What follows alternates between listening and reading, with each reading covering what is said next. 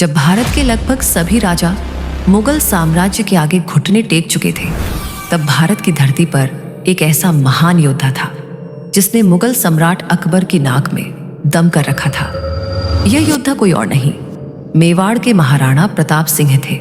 इतिहास गवाह है कि अकबर ने महाराणा प्रताप को अपने अधीन करने के लिए हर संभव कोशिश की। यहाँ तक कि उसने यह प्रस्ताव तक दे दिया कि चाहो तो तुम पूरा भारत अपने कब्जे में ले लो, बस मुगल साम्राज्य के अधीन रहना होगा। लेकिन महाराणा प्रताप के लिए सत्ता से बड़ा था आत्मसम्मान। उन्होंने अकबर के हर प्रस्ताव को ठुकरा दिया और युद्ध का रास्ता चुना। महाराणा प्रताप का जन्म 9 मई 1540 को राजस्थान के कुंभलगढ़ दुर्ग में हुआ था।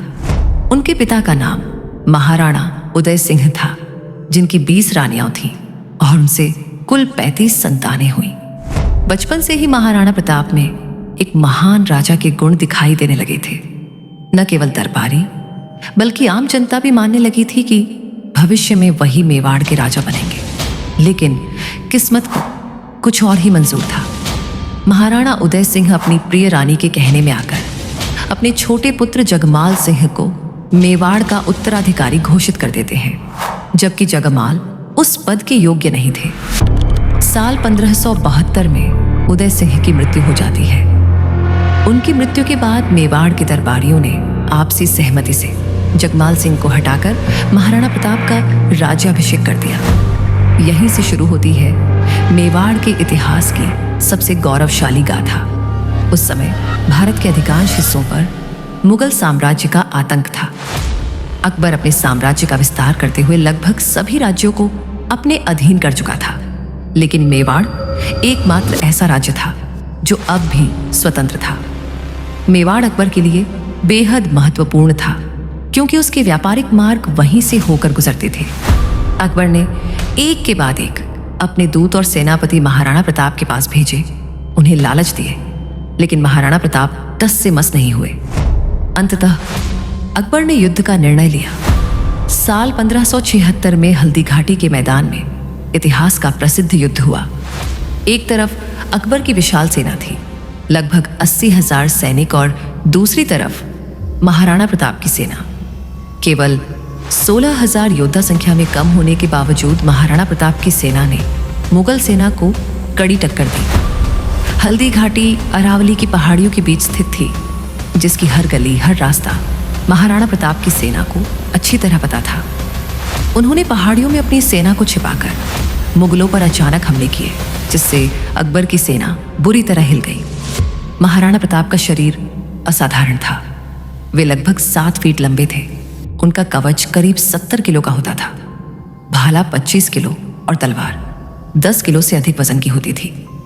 एक प्रसिद्ध कथा के अनुसार अकबर के सबसे भरोसेमंद सेनापति बाहलोल खान को महाराणा प्रताप ने तलवार के एक ही बार में घोड़े सहित 2 टुकड़ों में काट दिया। इसी कारण अकबर स्वयं महाराणा प्रताप से डरता था। महाराणा प्रताप का घोड़ा चेतक भी इतिहास में अमर है। युद्ध के दौरान अकबर का सेनापति मानसिंह हाथी पर बैठा हुआ था। महाराणा प्रताप ने चेतक से छलांग लगवाई और मानसिंह पर भाले से वार किया, लेकिन तभी हाथी के महावत ने चेतक के पिछले पैर पर वार कर दिया, जिससे चेतक का पैर कट गया। घायल होने के बावजूद चेतक ने महाराणा प्रताप को बचाने के लिए आखिरी ताकत झोंक दी। एक पैर कटे होने के बावजूद चेतक ने लगभग 25 फीट चौड़ा नाला छलांग लगाकर पार किया और महाराणा प्रताप को सुरक्षित स्थान पर पहुंचा दिया। इसके बाद चेतक ने वहीं वीरगति प्राप्त की। हल्दी घाटी का युद्ध भले ही निर्णायक रूप से जीता न जा सका, लेकिन महाराणा प्रताप ने कभी हार नहीं मानी। वे जंगलों में रहे, घास फूस खाकर जीवन बिताया, आदिवासियों को साथ लेकर गुरिल्ला युद्ध करते रहे। अकबर ने कई वर्षों तक महाराणा प्रताप को हराने की कोशिश की, लेकिन असफल रहा।